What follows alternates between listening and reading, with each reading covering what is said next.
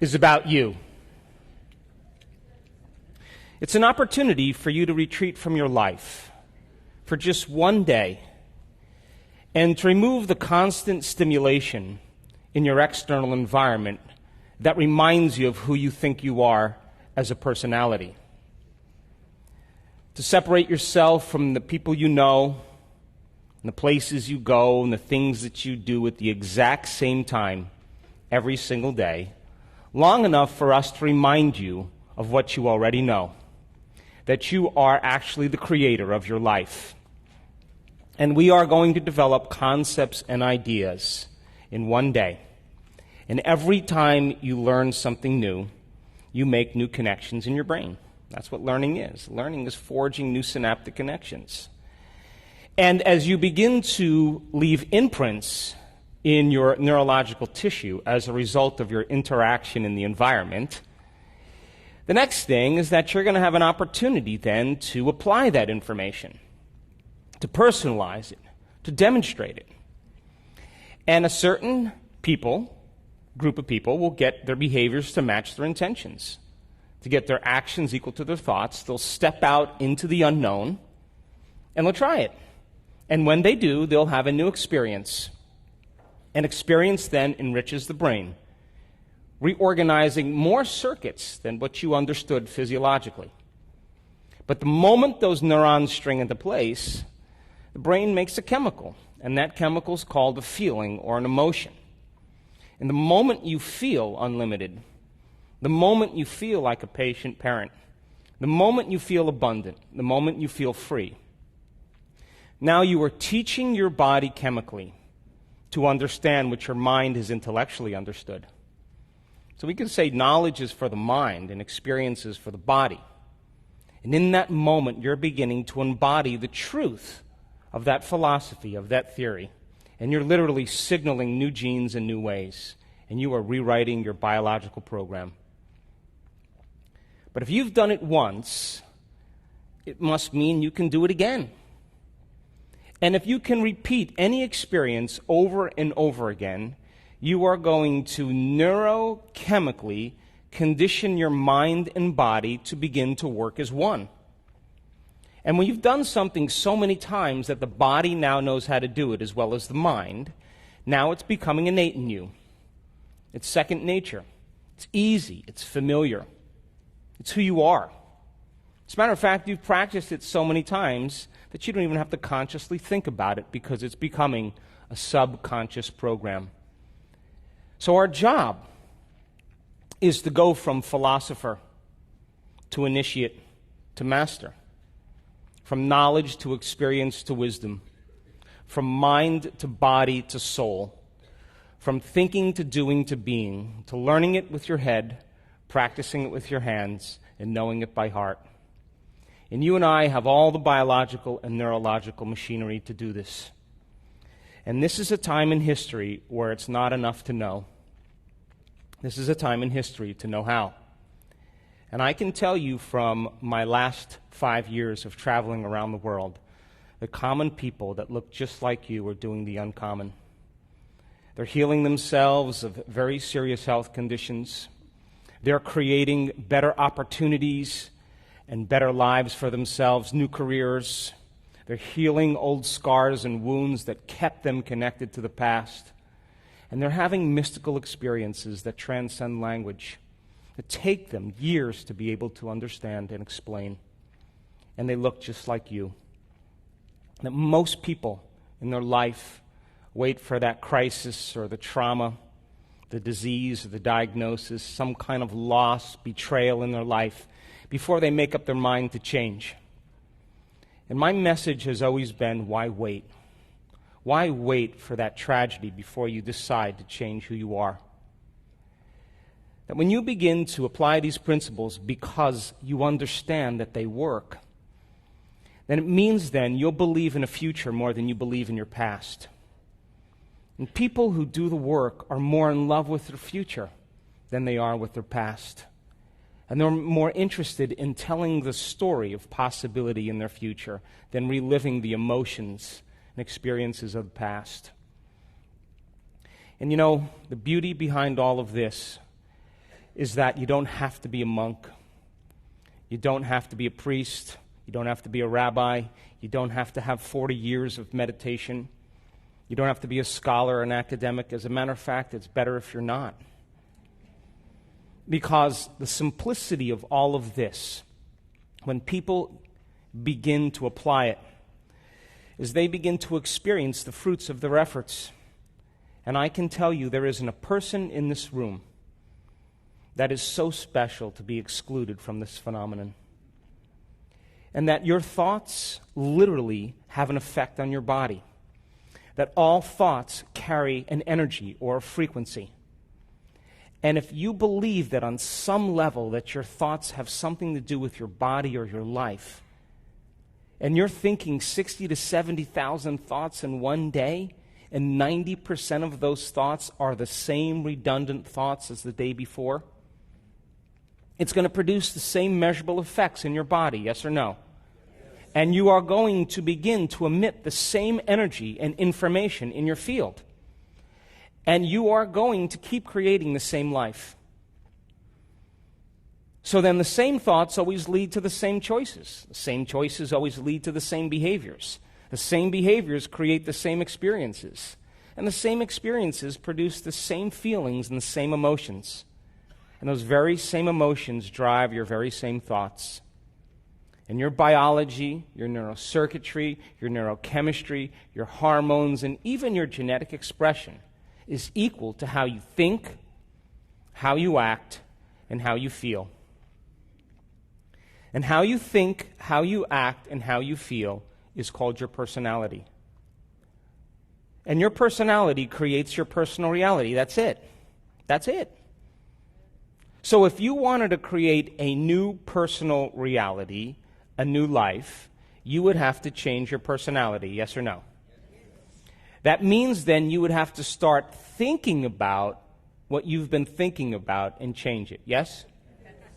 You would have to become aware of your unconscious habits and behaviors and modify them, true? Even what you say and how you talk. And you would have to look at those emotions that keep you connected to your past, because emotions are the end product of past experiences. And you would have to decide, do these emotions belong in my future? That means if you want to be wealthy, you can't take lack or unworthiness. A wealthy person would never feel that way. So most people try to create a new personal reality as the same personality, and it doesn't work. You're literally going to have to become someone else. So the principle in neuroscience says that nerve cells that fire together. So if you keep thinking the same thoughts, making the same choices, demonstrating the same behaviors, create the same experiences that stamp the same networks of neurons into the same patterns, all for the familiar feeling called you, then wouldn't you agree then, if you've done that over and over again, firing and wiring, emotionally conditioning and signaling the body in the same way into the past? If you did that, I don't know, let's be conservative, 25 years, would you agree then you would begin to hardwire your brain into a very finite signature? Yes? And that finite signature is called your identity. And it's a fact that by the time we're 35 years old, we become memorized to a set of automatic programs, behaviors, beliefs, perceptions, emotional reactions that function subconsciously. So then the first process of change then would become conscious of your unconscious thoughts, yes or no? Yes. And because of the size of the frontal lobe, which is 40% of your entire brain, the crowning achievement of the human being, the fact that you can observe how you're thinking, notice how you're acting, and pay attention to how you're feeling, the moment you can observe that, it means you're no longer the program, yes or no? You're the consciousness observing the program, and you're beginning to objectify your subjective self. You're no longer your biology. You're the consciousness observing who you are, yes or no? Yes. So then the word meditation then literally means to become familiar with. That's what it means. That's the symbol. So then if you begin to become familiar with how you've been thinking, and you're so conscious of those unconscious thoughts like, I can't, what's wrong with me, it's too hard, I'll never change, I'll never make it, I'm too tired, nobody loves me. Those are the thoughts that are slipping by your analytical mind unchecked and beginning to program your autonomic nervous system into the same destiny. The moment you become aware of what comes out of your mouth and how you act, whether you blame or complain or make excuses for yourself or judge other people, the moment you become aware of that, if you're so familiar with that program, would you agree the more conscious you are of that unconscious habit, the less likely you're to go unconscious? Yes or no? Yes. And it would take an act of will to stay present and aware. Yes or no? Yes. And if you're becoming so familiar with the emotions that you've been living by every day for the last 20 years, that you didn't even know that you were guilty because it just felt like you. And it was so comfortable suffering that you felt really good to feel bad. But you didn't know that because that's just how you've been feeling. Yes or no? Yeah. And then all of a sudden you become conscious, oh my God, what have I been doing? The moment you become aware of that, then, it means then you're less likely to lower your energy and your emotional state during your day because you would become conscious of it. Yes or no? And what if then you decided, what thoughts do I want to put my attention behind? Let me review them, how a great person would think. What would be the internal dialogue they would have? And you began to fire and wire those circuits in your brain. And if you did that a few times, you would begin to install some circuits in your brain, yes or no? And if you kept thinking that way, firing and wiring, the hardware would become a software program, yes or no? And who knows? In your waking day, you may start thinking like a great person. Because the circuits are there, yes or no? Yes. And if you said, I'm going to master this day, one lifetime, how would an unlimited person live today? And you began to rehearse in your mind who you were going to be before you opened your eyes. The act of rehearsing mentally, when you're truly present, your brain does not know the difference between what's going on out there and what's going on in here. And all of a sudden, you begin to install more circuits in your brain, priming it. All of a sudden, installing those circuits so that you have the hardware in place to act like that person, yes or no? Come on. Yes. And if you've done that enough times, would you all of a sudden start acting like that person? Yes. In your waking day, because you've primed your brain instead of to be a record of the past, that now it's becoming a map to the future. Yes or no? And then what if you said, now this is, to me, greatness. Can I teach my body emotionally what my future is going to feel like before it's made manifest? Now, this is the challenge, because we've studied this so much. Most people wait for their wealth to feel abundant and worthy. They wait for their success to feel empowerment. They wait for the healing to feel gratitude and wholeness. They wait for their new relationship to feel love. Or they wait for the mystical moment to occur to feel awe. That means then we're victims to our environment. We're waiting for something outside of us to change how we feel inside of us. And the moment we feel better inside of us, we pay attention to whoever or whatever caused it. And that event in and of itself is called a memory. That's Newtonian physics, cause and effect. In other words, if people are in lack, or they're empty, or they're suffering, they're waiting for some external exogenous condition to change how they feel. And what happens if it doesn't happen? They spend the rest of their life fighting for it, trying to controlling it, manipulating it, trying to make it happen because they're separate from possibility. But don't you know that the moment you start feeling wholeness, your healing begins? The moment you start feeling worthy and abundant, you're walking towards your future called wealth. The moment you're empowered by a vision, and every single day you're living in that energy, you are going to tune into a new future. And synchronicities and serendipities are going to begin to happen all around you. The moment you're in love with yourself and you're in love with life, you're going to magnetize an equal. And the moment you're in awe of knowledge and information, you're going to have a mystical experience. And that's causing an effect. And so then, if science tells us that the environment signals the gene, are you with me? Yes. And all genes make proteins. And proteins are responsible for the structure and the function of your body.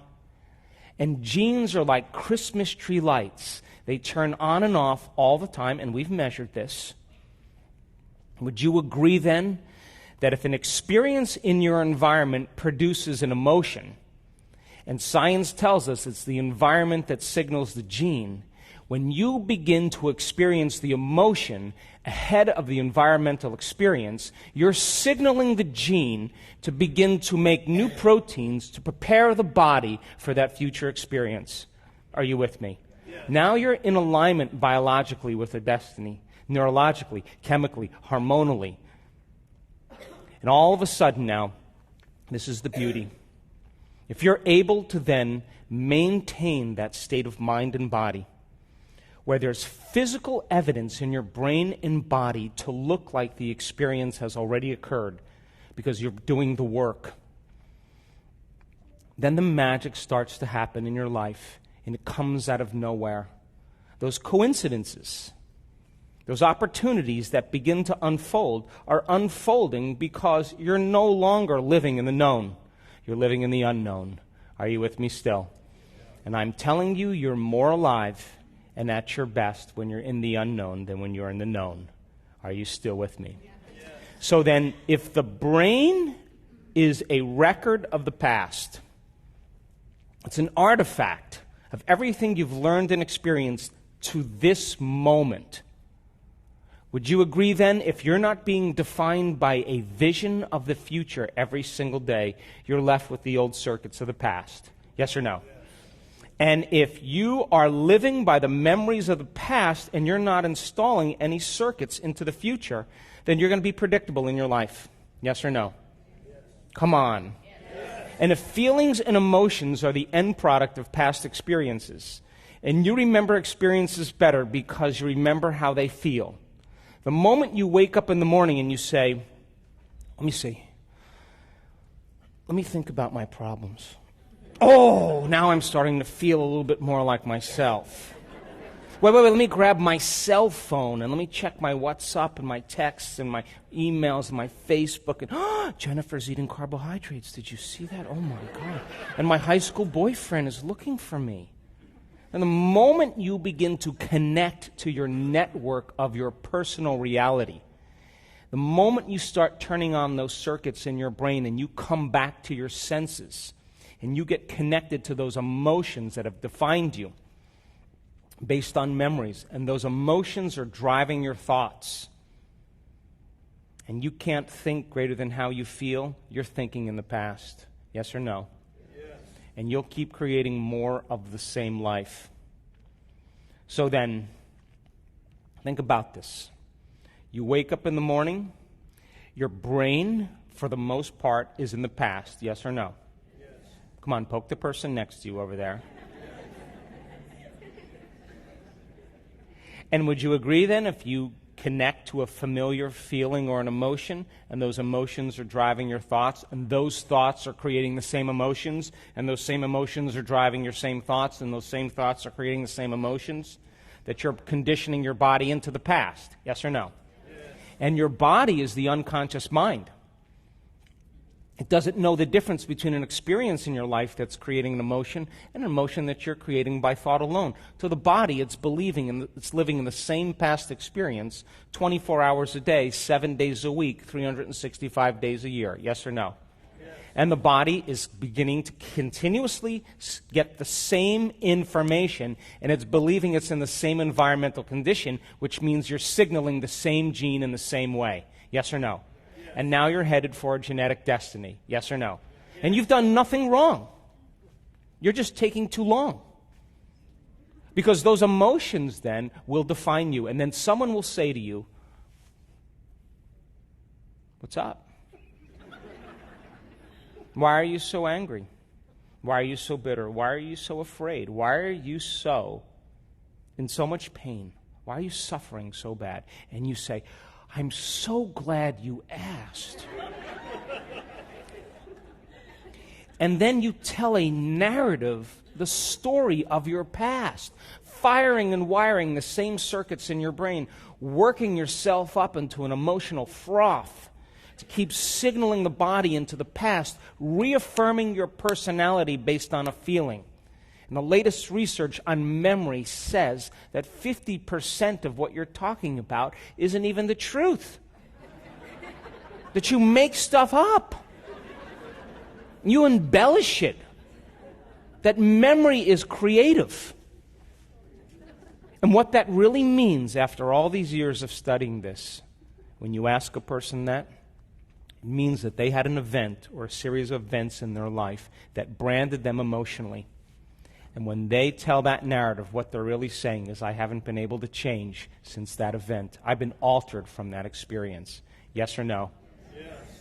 And they find people in their life that are the same emotion, the same energy, and they use each other to reaffirm their addiction to that emotion. And they get agreement for it. And they say, "I can suffer more than you can." No, I can suffer more than you do. Are you with me still?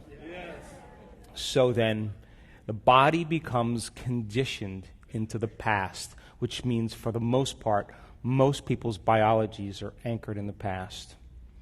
And if how you think and how you feel creates your state of being, and you're thinking the same thoughts that are creating the same feelings and same emotions, and those emotions are influencing your thoughts, would you agree then you're signaling that same gene over and over again? And if genes are responsible for the structure and the function of the body, and you keep selecting and instructing the same gene, you're going to wear that gene out.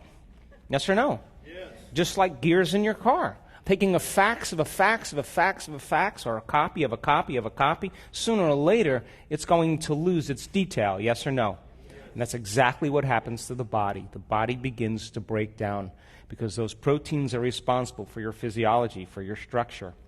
So then if immune cells make immune proteins, and you're living in fear every single day, you're living in anger and resentment and impatience every single day, then you're signaling the same gene in the same way. Yes or no?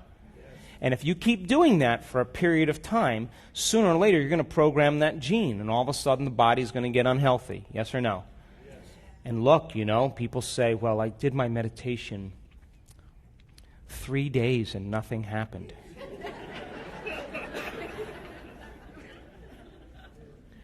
But I tell them, how long did it take you to create that condition? Tell me.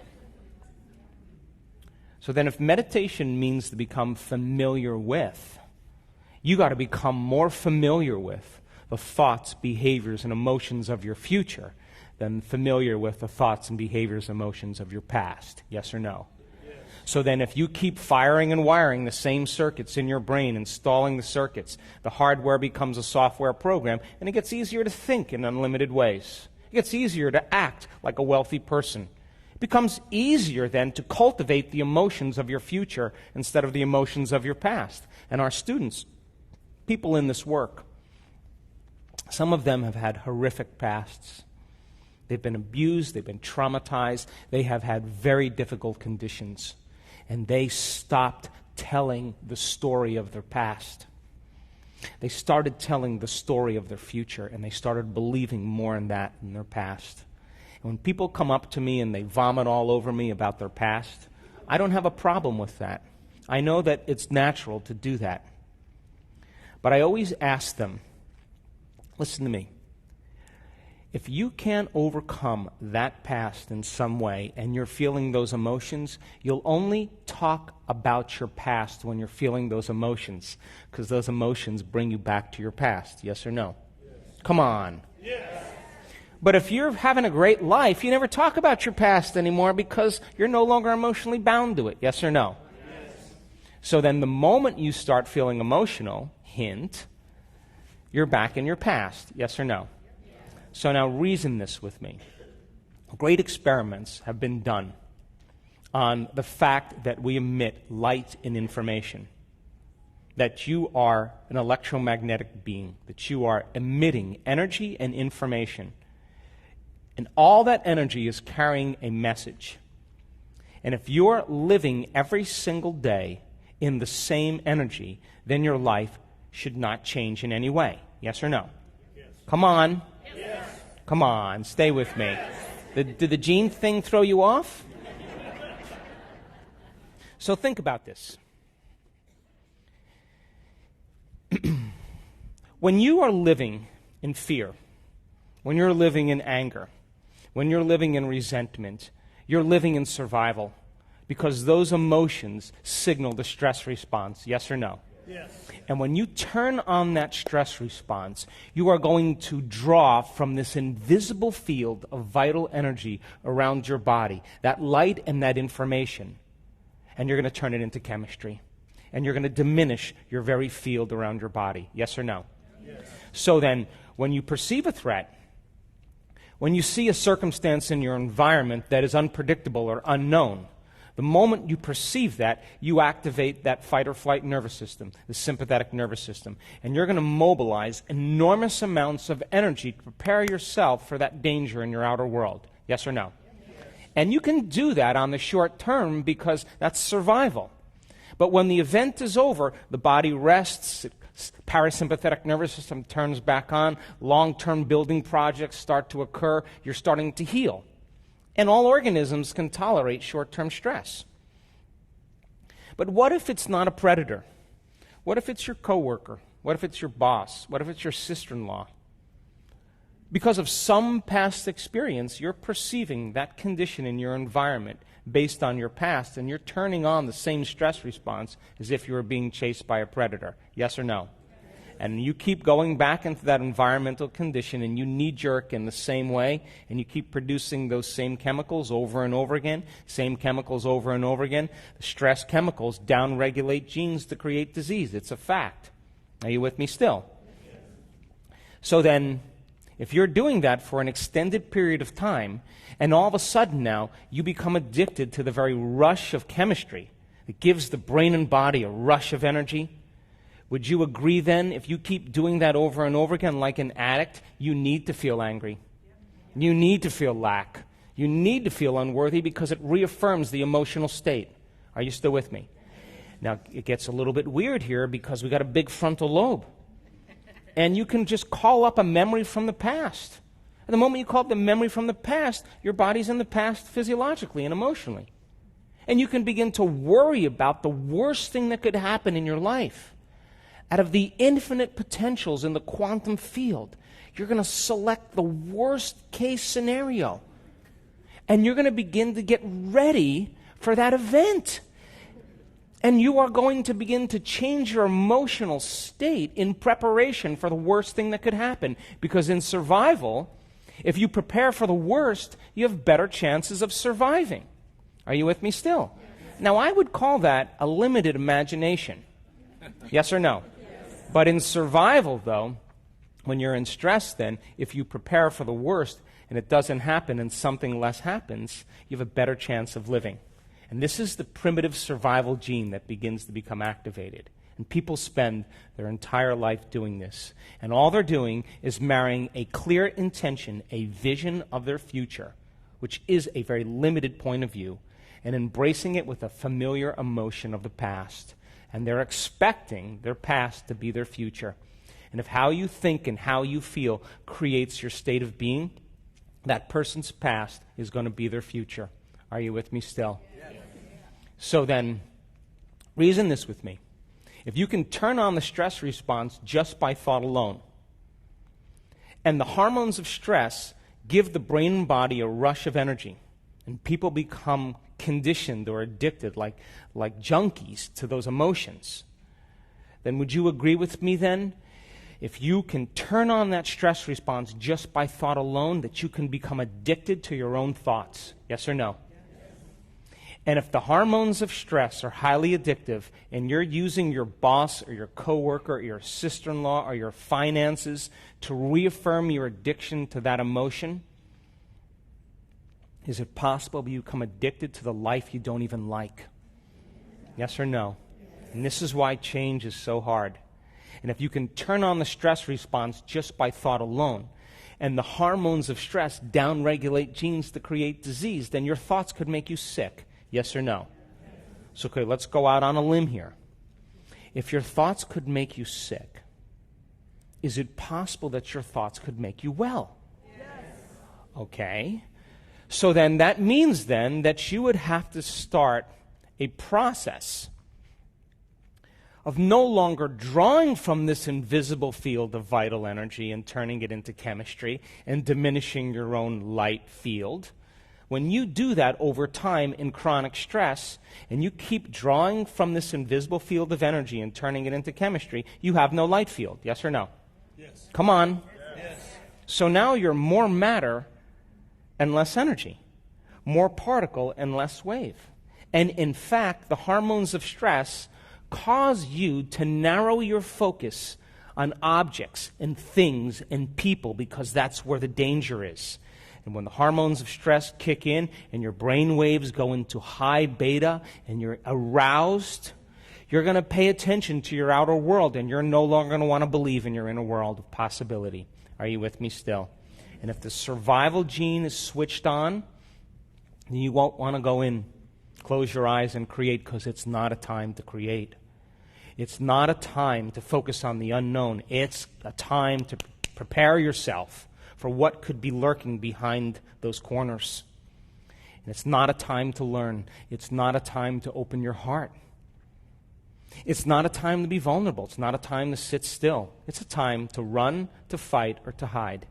And people spend the majority of their life living by these hormones. And those hormones cause us to become materialists, using our senses to define reality. And if you can't see it, you can't hear it, you can't smell it, you can't taste it, you can't feel it, it doesn't exist. And all of a sudden, people all of a sudden give up possibility. And now, when they're more matter than energy, they will try to force outcomes, control outcomes, predict outcomes, fight for outcomes, because they are matter trying to change matter. Are you with me still? And as people begin to try to control and predict all the different things in their life when they're aroused by these chemicals, each person, each object, each thing, each place, each experience has a neurological network in their brain because they've experienced them already. Yes or no? Yes. And as they shift their attention from one person to one problem or one thing, they start activating these different circuits over and over again. And all of a sudden, if you measure that in the brain gets highly incoherent. It's a house divided against itself. And when your brain is incoherent, you're incoherent. And when your brain isn't working right, you're not working right. And at the exact same time, when this vital energy is being drawn and turned into chemistry, the heart, the center of oneness, the center of wholeness, your first step to divinity right here, the bridge, your connection to the unified field, it loses its energy, and all of a sudden it starts to beat very incoherently. And the emotions of resentment and impatience and hatred and violence cause the heart all of a sudden to no longer be in balance. And all of a sudden we no longer trust our heart. What we want to do is protect ourselves from everyone and everything in our life, and we no longer trust. And if you can't trust in the unknown, then it doesn't exist. And people understand when they're living by the hormones of stress unconsciously to run from the unknown. Because the unknown you can't predict, and it's being in that state of the unknown and not being able to predict your future, that actually creates the stress response. So nobody takes a chance and possibility. And everybody's waiting for everybody to do it. Are you with me still? And when you narrow your focus on matter and on objects and things and people, you're focusing on the particle in quantum physics, and you're eliminating the wave of possibility. And where you place your attention is where you place your energy. And if all of your attention is on matter, then energy doesn't exist from you, and you will feel separate from the field. You will live in lack. And you will say, I feel empty, and I need that thing to make me feel better.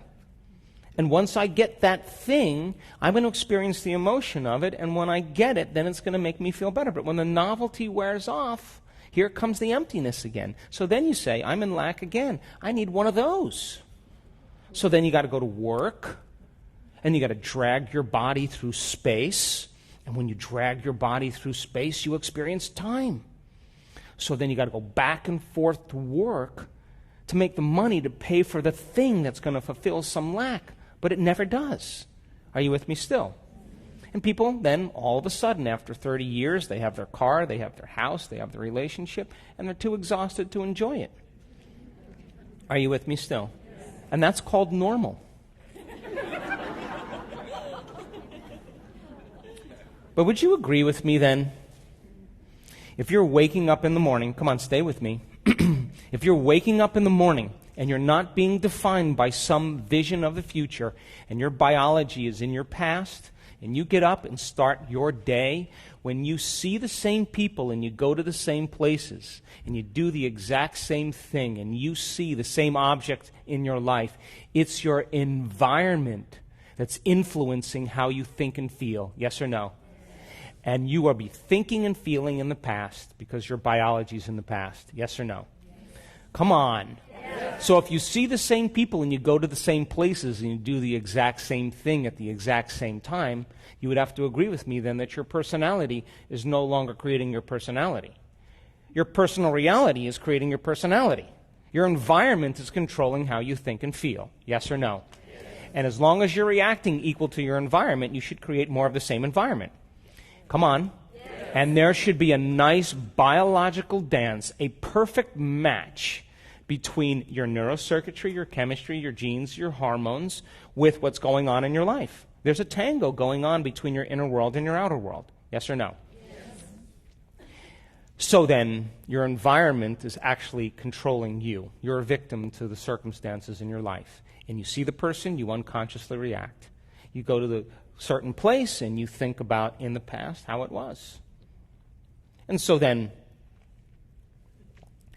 if how you think and how you feel creates your state of being, and you keep thinking the same thought that keeps producing the same emotion, that same emotion is influencing how you're thinking, you're hardwiring your brain and conditioning your body emotionally into the past, yes?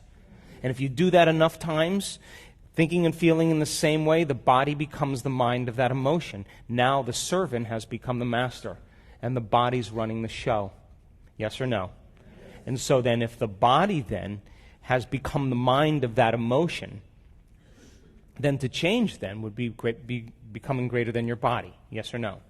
And if your environment has that much influence on how you're thinking and feeling, then to change then is to be greater than your environment. Yes or no?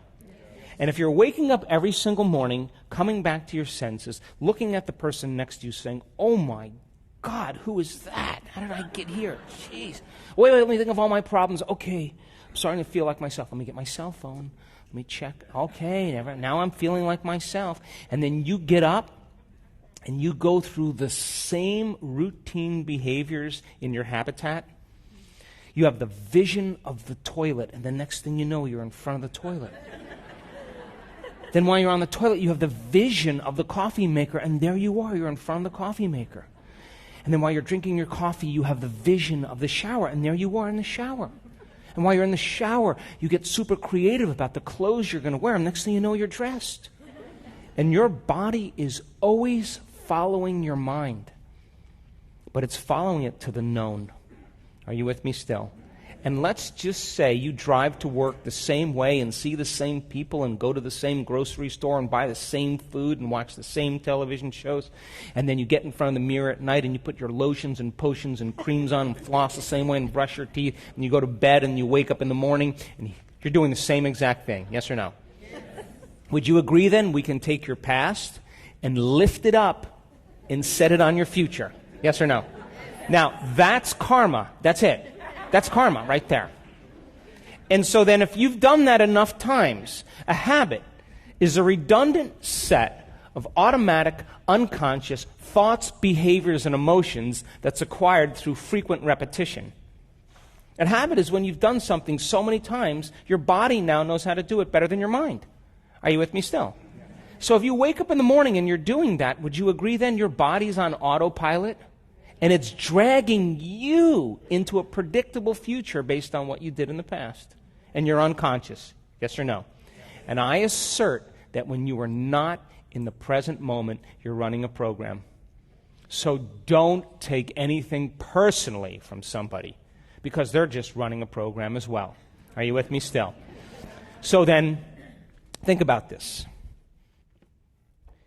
Would you agree then that if you are going to heal your body by thought alone, to create some new experience in your environment by thought alone, to create some new future that's no longer your past by thought alone, then you would have to become thought alone? Yes or no?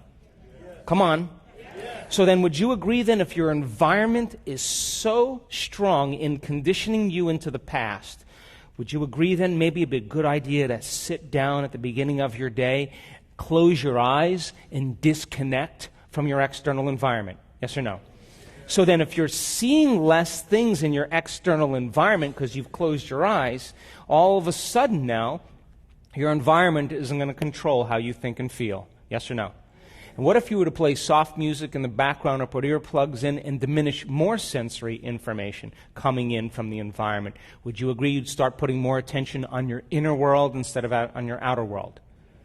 And what if you said to your body, hey, sit right here and stay right here. Don't you get up yet until I tell you it's time to get up. And your body is going to buck and kick like an unbridled stallion. I'm busy. I got a lot to do. I got emails to check. I got meetings to go to. Because you programmed it that way, yes or no? Yes. And every time you say to the body, stay, are you telling it it's no longer the mind, that you're the mind? Yes or no? Yes. And now the will is becoming greater than the program. Yes or no? And all of a sudden, if you became conscious that you were angry or emotional or suffering, and you became aware that that emotion was keeping you into the past and driving your brain into high beta, and you became aware of it, and then you settled your body back down into the present moment, and you kept taking it out of the past, sooner or later the animal's going to surrender. Yes or no? Yes. And when it does, you are going to liberate energy. You are going to go from particle to wave, from matter to energy. And when that happens now, all of a sudden, you start feeling a little bit more joy, and energy starts to move right there. Are you with me still? Yes. And if you are uncompromising to the eternal present moment, the generous present moment, and you keep coming back to the present moment, coming back to the present moment, and you understand where you place your attention is where you place your energy, and you're no longer thinking about the people you have to see and the places you have to go and your cell phone and your computer and your emails and the news, and you keep returning your attention back to the present moment, would you agree then you're disinvesting your energy out of the known future and you're making room for the unknown in your life? Yes or no?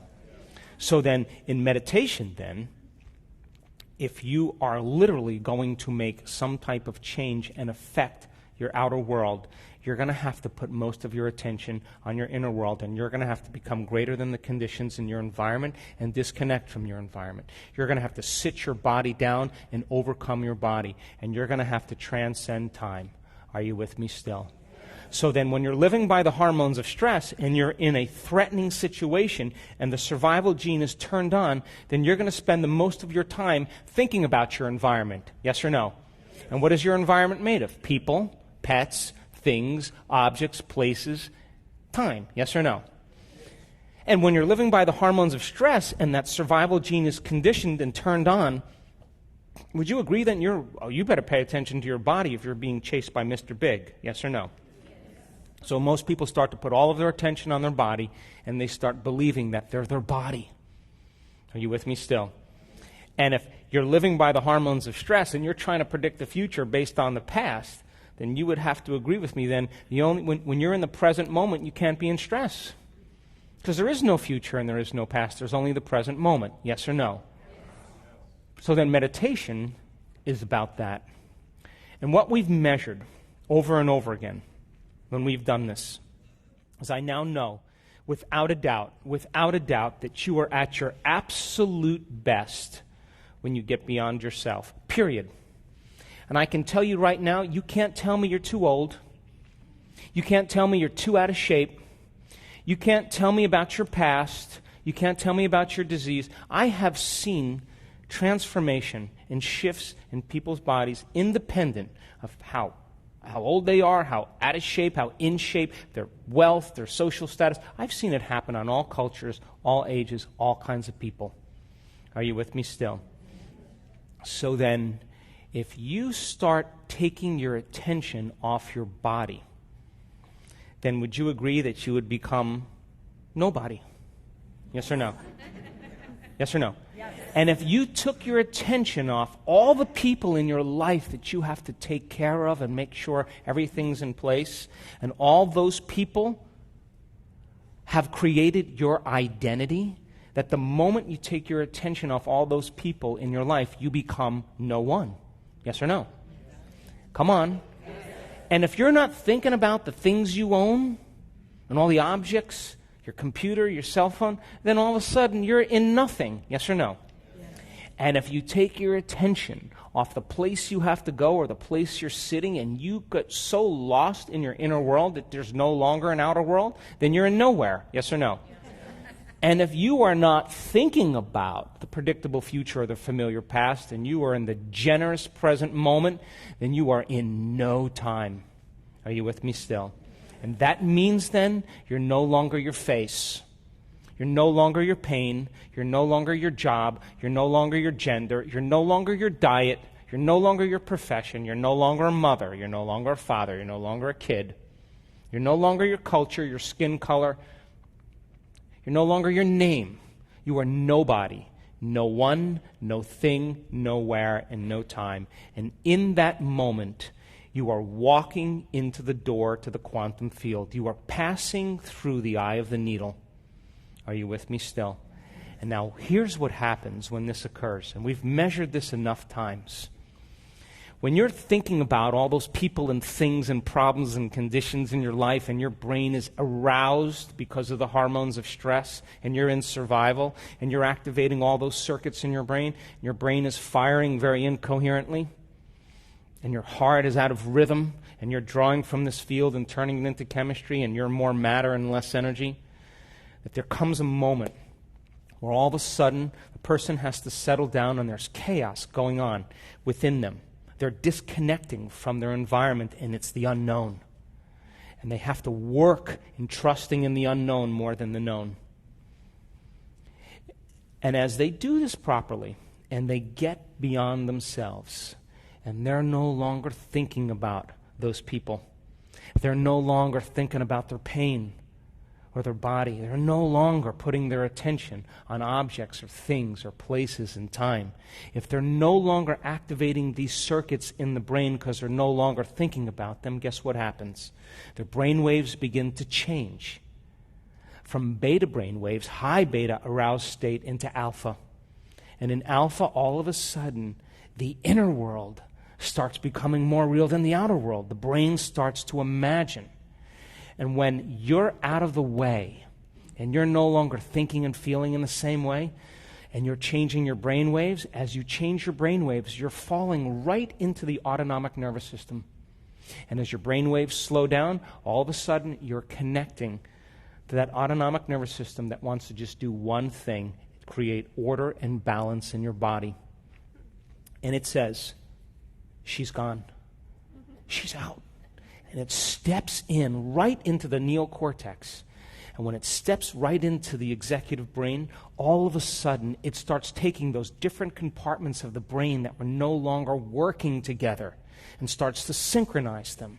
And all of a sudden you see the front of the brain talking to the back of the brain. We've seen this so many times. You see the right side of the brain talking to the left side of the brain. And all of a sudden you see the brain starting to move into a more holistic state. And what syncs in the brain links in the brain.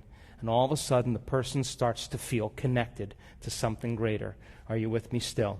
And the moment that that happens, we can predict it now. The neuroscientists that come and study our work, we say, she's going to pop. What do you mean? Just watch. She's going to pop. And all of a sudden, the brain starts working together. And as they're no longer thinking and they're no longer putting their attention on objects and matter and people and things, and they're all of a sudden putting their attention within them, and that brain starts functioning in a holistic way, it starts to synchronize, and those brain waves become highly coherent. And all of a sudden, when that happens, that energy moves right into the heart. And at that time, we've measured this, all of a sudden, that person starts to feel whole. When that brain, that right hemisphere and that left hemisphere come together and it starts to synchronize, the union of polarities, the union of duality, the union of separation or opposites is called wholeness, it's called love. And the moment those two hemispheres come together, that energy breaks right into the heart, and the person's heart goes into super coherence. And the field around their body can be up to 8 feet wide, 9 meters wide. Now they're more energy than matter, more wave than particle, and they feel connected to something greater, and they would never try to control an outcome. They would never try to force an outcome. They would never try to predict an outcome because they understand that all they have to do is put their attention on possibility, and their body's going to follow their mind to the unknown. And it's so amazing when this happens. You can see the person's heart go into coherence. You can see their brain go into coherence. And you can walk around while they're in the meditation. You can look at them like this. And there are tears of joy rolling down their face. They are being baptized by the divine. They are connected to the unified field. And the unified field is that quantum field that governs all the laws of nature. And when that occurs, they feel so whole and so in love with life, and so in love with themselves, it's impossible to want. How can you want when you feel whole? You feel like you have everything. And that's the moment the magic happens over and over again. And there is a biological, neurological, genetic upgrade in that person when they connect to the unified field. And when you connect to the unified field, you will go from somebody to nobody, to everybody. From someone to no one to everyone. From something to nothing to everything. From somewhere to nowhere to everywhere. And from sometime to no time to every time. Isn't that the quantum field? And when that occurs, you will feel so connected and so whole. When you're in that state, you no longer experience separation. You no longer are saying, I need that. You're saying, I already have it. I don't really need anything. And when you're in that state, guess what happens? You go from selfish, driven by the hormones of stress, to selfless. And all of a sudden, that heart of yours begins to open, and the innate capacity in you to give, to take care of, to nurture, to serve is who we really are. And all of a sudden, you create a community of people that are in love with each other, and they understand that the way that we survive is in cooperation, no longer in separation. Are you with me still? So imagine this. Imagine. I always say that the thought that you think is the electrical charge in the quantum field. And how you feel is the magnetic charge in the quantum field. And how you think and how you feel is broadcasting information into the field. Are you with me still? Come on. So then if you have drawn from your visible field of energy and turning it into chemistry, and you're more matter and less energy, you're separate from that field, it's going to take a long time for your dreams to occur. Yes or no? Because we live in a realm where there's infinite space. Look at, space goes on forever, yes? And the way we experience time as matter is we drag our body through space. Let's go get that. And if we drag our body through space, it's going to take time. So it's going to take time for you to get your dreams because you're matter trying to change matter. Yes or no?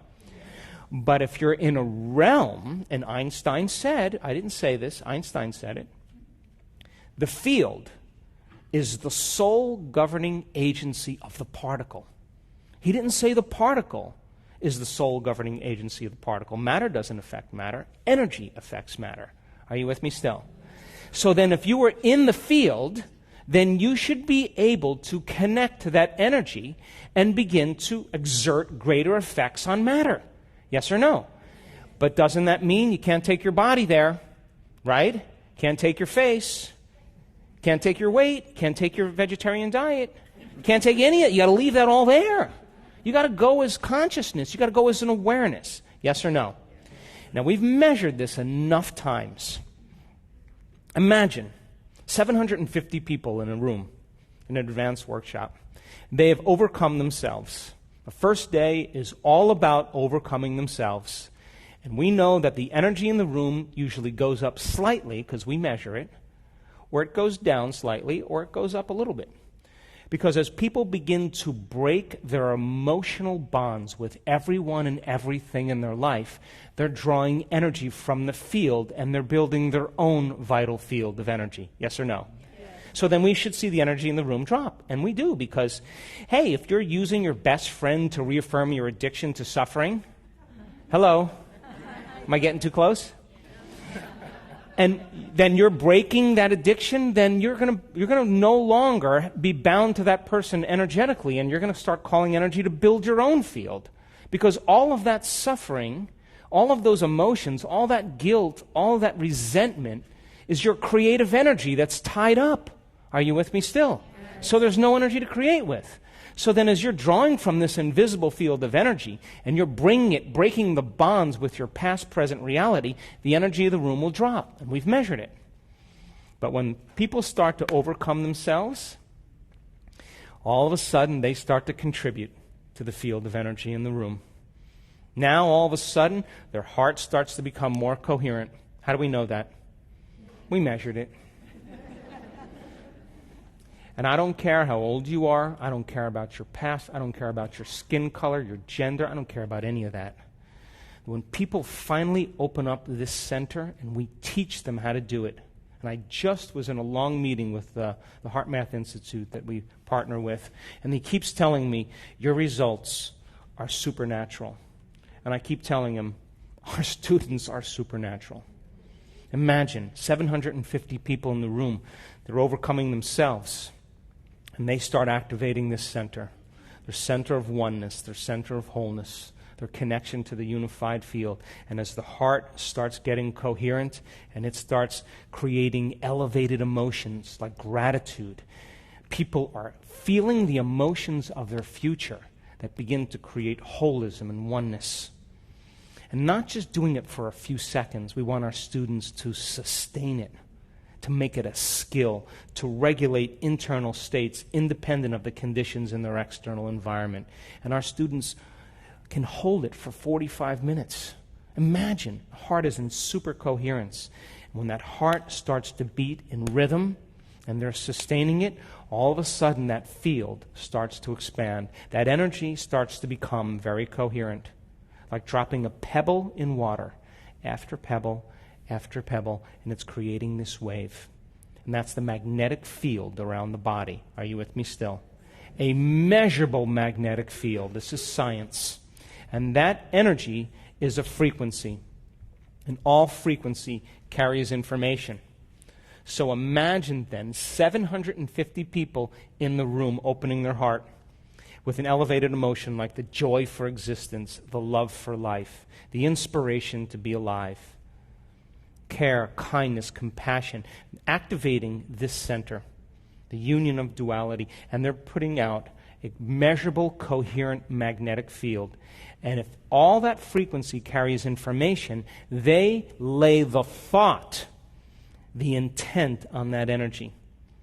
And what if you had 50 people in the front of the room wearing heart rate monitors?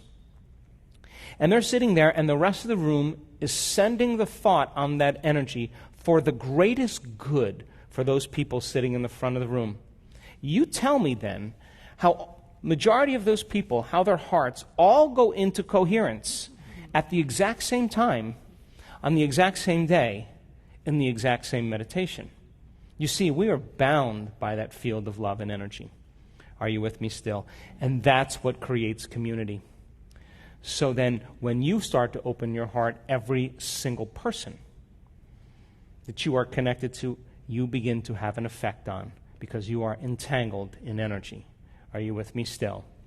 So then, when that person starts to go into heart coherence, and they start producing a measurable coherent field, and their brain is in coherence, there's research that shows that the heart and the brain are communicating not just by nerve cells and nerve tissue, that they're interfering and creating a coherent electromagnetic signature.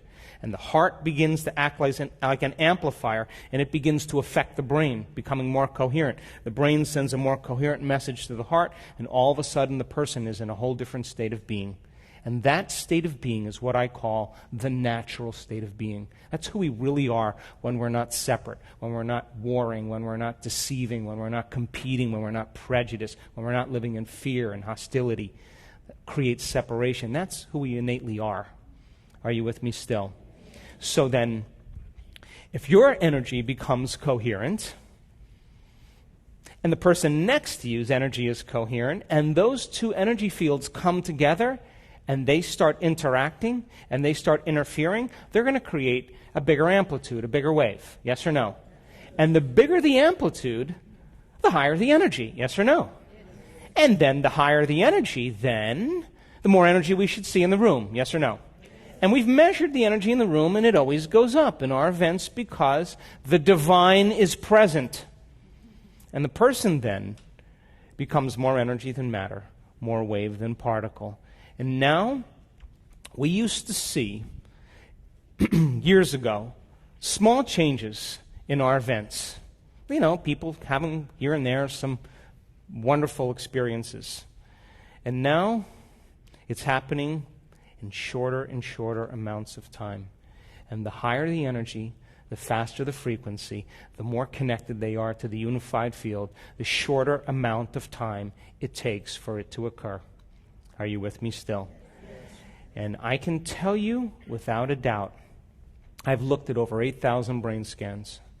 I can tell you that when you analyze your life within some disturbing emotion that's created by the hormones of stress, you are going to make your brain worse. Because those emotions are the past, and you're thinking in the past. And if you're aroused by those stress hormones, you're going to drive it further and further into high beta. We've seen it over and over again. I can tell you without a doubt that your brain doesn't change your brain. I can tell you that the program doesn't change the program. The ego doesn't change the ego. The personality takes a long time to change the personality.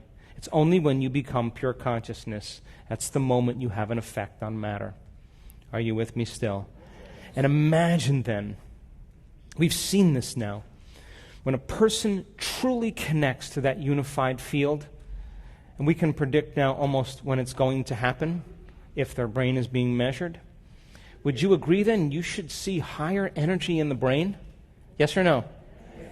So then when a person, listen to this, is connecting to that unified field where all possibilities exist and they no longer feel separate from their dreams, they feel connected to their dreams. All they have to do is put their attention and their awareness on what already exists. Yes or no?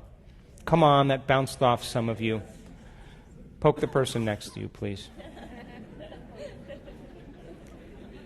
So if you're in a field where all possibilities exist and you feel connected to everyone, everything, everywhere, every place, every time, then you don't have to try to create anything. All you have to do is pick it. Yes or no? Put your observation on it. Experience it. Become aware of it. So then imagine students, and I've labored for 3 years, almost 4 years, to have our students be able to sit in a meditation for an extended period of time and get beyond their bodies. And now our students, our advanced students, they can sit for as long as they want to sit. They know how to do it. They can change their brain waves in 4 seconds, 5 seconds, 9 seconds, 12 seconds. It's not like, hey, I'm getting to the quantum field before you. It's not like that. It's more like a skill, yes or no? And imagine we had all these wonderful, wonderful elders in our event in Tampa just a few months ago. And you can't tell me that you're too old to do this, because I saw them connect. And one lady in her late 70s said, I lost my spiritual virginity today. She connected. So imagine then, when the person truly connects to that field and they begin to tap into a greater frequency, it should be measurable in their brain, yes or no? And imagine we're capturing amplitudes of energy that have never been recorded in the history of neuroscience. And we can say, when that occurs, she can't make her brain do that. It's happening to her. And while that's going on, we're doing all this amazing research. The brain is in deep, deep, deep delta. That person, their body is sound asleep and their mind is turned way on. They are way in that autonomic nervous system. And when that occurs, they all of a sudden connect to a greater frequency. And all of a sudden we see these amplitudes of energy. It looks like a snowstorm on the EEG, in the brain scan. And I know that person is having a full-on sensory experience without their senses. They are having an inward experience that's greater than their trauma, their betrayal, their shock, their diagnosis, their fear. Whatever's happening between their ears is more real than anything that's happened in their external environment. Now think about this. If you're having a full-on sensory experience without your senses, what would happen right now if your senses were amplified by 30%? What if everything you were seeing, smelling, hearing, tasting, feeling, what if your senses were amplified by 25% right now? Would your awareness of reality be amplified by 25 or 30%? Yes or no? And if your awareness is amplified, then your consciousness is amplified. Yes or no? And you can't have consciousness without energy. They're married. So the energy of the brain goes up. And then the next thing you know, the inward experience rewires the brain in an instant. And it sends a new emotional signal, but it's not emotional. Emotions like fear and guilt and shame, they're slow energy. It's an elevated energy. It's not emotional, it's energetic. They're getting an electrical charge in their body. And they'll say, I was baptized in light. Light filled my entire body. And that is the moment they're getting a new emotional signal to the body. And the receptor sites on the outside of the cells are 100 times more sensitive to frequency and to energy than they are to chemistry. And in 1 second, that person is transformed. And that's what's happening now in our work. Are you with me still? So, I don't really want to argue quantum superimposition any longer. I don't want to talk about theory any longer, because my heroes, the people that I want to be with, are people just like you. That I don't care about keynote lectures or conferences. I'm bored with them. I've outgrew them. I want to be with doers. Imagine, we were in Italy just a few months ago, running an advanced workshop. I have a whole new team of neuroscientists that we're working with. And I was trying to get to these guys. They're physicians and researchers, and I'm trying to get to them to show them some of the crazy stuff, to prepare them. Like, get ready, this is going to get wild. And they're busy doing all their brain mapping and get everything organized, and we're going to meet for lunch, and I get to lunch early, and then I have to go, and then I'm leaving, and they're coming in. In 3 days, we're doing this. I'm going to get to you guys. And then after like 3 days, I'm like, nothing like an experience to cause a long-term memory. I thought, the hell with it. Let them just have the experience, you know. So, second day, Friday afternoon, I'm introducing a new meditation. And we have a room of 600 plus people, and I'm on the stage, and I'm leading the meditation, and all of a sudden, I see all this commotion going in the back there. And they're screaming and yelling, and my staff comes up, you better get back there, you know. So I go out the back here, and I go along the hallway, and I come in the back, and this is what they're saying, okay? And there's a woman sitting in the middle of this meditation, and she's lit up. And when I mean lit up, she's having an experience. And the brain scientists are watching the screen and just saying she's having a massive seizure. Now, they've never seen anything like this before. Here's the humor in the situation. The woman who's sitting in the meditation is a physician from London. Are you with me? And she is connecting to the unified field, and she's getting an upgrade. And she is on the fringe of this incredible, loving intelligence, this intelligent love, and it begins to consume her, because that's what the quantum field is. It's intelligent love. And she made up her mind. This is what she said before she started that discipline. She said, I have to prove to myself that this is possible, so I'm going to do it for everybody in this room. I'm not going to do it for me. I'm going to do it for everybody in this room.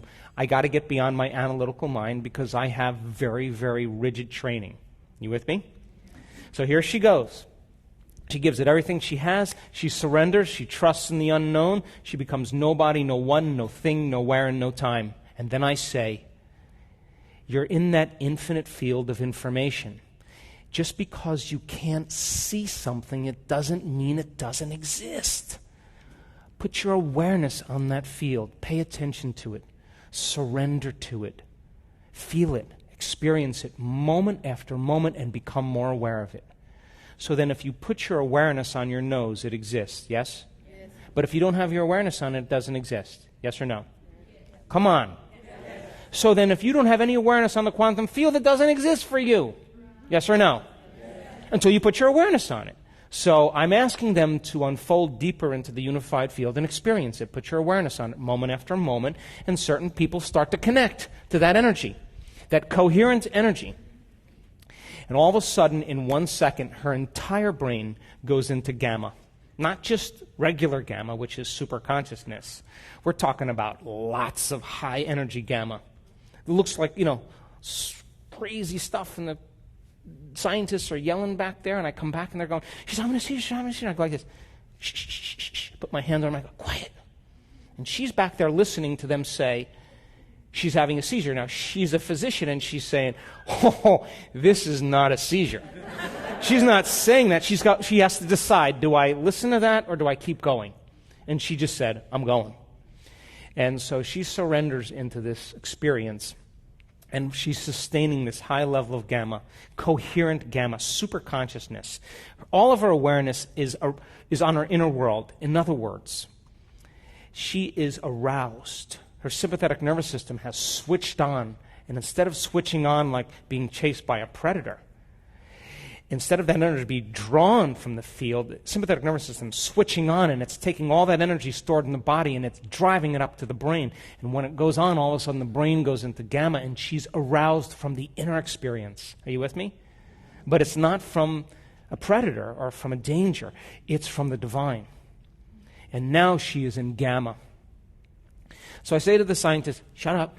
Let her have the experience. Don't bother her. And get back here with that brain scan afterwards.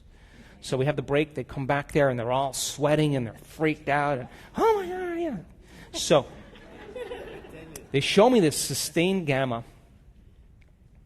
And then, my whole theory about the mystical is that energy has to reach the pineal gland. And when the pineal gland gets activated, melatonin all of a sudden starts to produce derivatives, metabolites, that create the mystical experience. Chemicals that create a phospholuminescent energy in the brain, create hallucinations or vivid imagery, suppress the drives of the body, create antioxidants for healing, release chemicals like Valium that sedate the analytical mind. And the person's going to go mystical. They're going to go dimensional. And she went dimensional. And when we put up the three-dimensional imagery, the hologram of the brain,